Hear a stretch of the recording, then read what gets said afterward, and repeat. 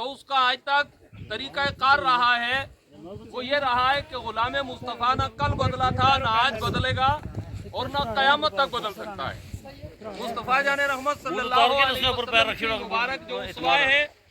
इसके ऊपर जिस तरह से गुलामा ने मुस्तफ़ा ने कल अमल किया था उसी तरह से आज भी अमल पैरा है। और हकीकत यह है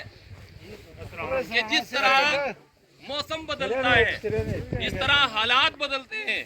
तो इनके तनाजुर में कभी भी आका करीम अलैहिस्सलाम का गुलाम नहीं जाता है, बल्कि गुलाम मुस्तफ़ा अगर मैदान के अंदर डट जाता है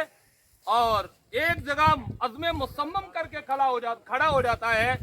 तो हालात को भी उसी तरीके से होना पड़ता है। बल्कि आका करीम अलैहिस्सलाम की सच्ची गुलामी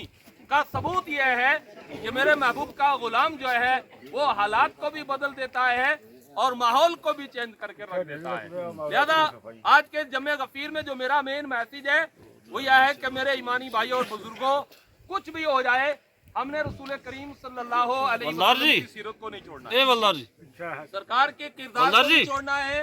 सरकार के इरशादात को नहीं छोड़ना है, सरकार की उसवे को नहीं छोड़ना है। इसलिए कि ये दुनिया के जितने निज़ाम हैं ये दुनिया तक महदूद है, लेकिन मेरे महबूब की गुलामी कब्र में भी काम आएगी, हशर में भी काम आएगी। और खासकर उस दौर को याद करो जो हम हदीस के अंदर सुनते रहे उलमा से कि बला की गर्मी होगी, सूरज सवा नेज़े पर होगा, तो उस वक्त भी सरकार कायनात सल्लल्लाहु अलैहि वसल्लम की सच्ची और पक्की मोहब्बत कितने समान काम आएगी। और अर्ज ये कर रहा हूँ कि वलदार साहब निहायत ही शरीफ नफ्स और बहुत संजीदा और बहुत मिलनसार, अच्छे अखलाक और अच्छे किरदार के मालिक हैं। बहुत कम मुद्दत हुई मुझे मुलाकात रही इनके साथ, लेकिन यकीन माने जब भी मुलाकात हुई है बड़ी आजी और इनकी सारी के साथ इन्होंने मुलाकात की है। जितने भी इनके आइज़ा करवाए हैं उनकी तरफ से आप तक ये मैसेज पहुँचाया जा रहा है कि अगर कोई लेन देन का मामला हो, किसी तरह किसी से कोई पैसा हो या कुछ भी हो,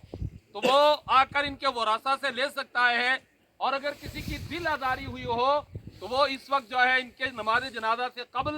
इनके दफन होने से कबल अपने दिल से उनको माफ़ करेंगे और दुआ करेंगे अल्लाह ताला इनको करवट करवट जन्नत अता फरमाए।